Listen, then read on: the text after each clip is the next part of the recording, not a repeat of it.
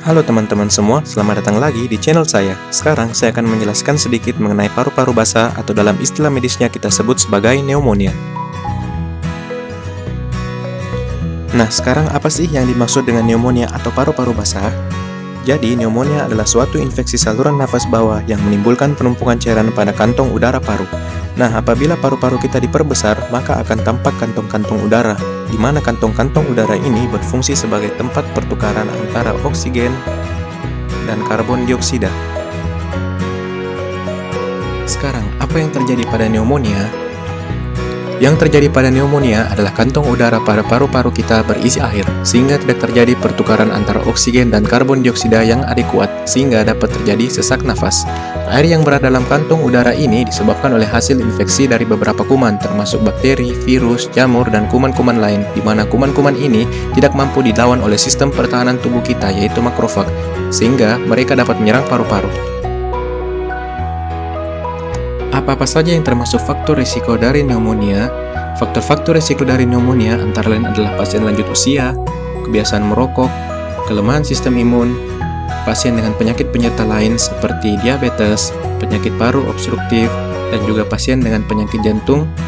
Kemudian terjadi juga pada pasien dengan gangguan menelan yang biasanya terjadi pada pasien-pasien stroke atau penyakit saraf lain, dan terjadi juga pada pasien dengan penurunan kesadaran. Nah, apa-apa saja yang termasuk gejala dan tanda dari pneumonia? Gejala dari pneumonia yang sering terlihat antara lain sesak nafas, kemudian batuk produktif di mana batuk ini menghasilkan dahak yang berwarna coklat karat ataupun dahak yang bercampur darah. Kemudian penderita juga dapat mengalami demam, kemudian penderita juga dapat mengalami nyeri dada.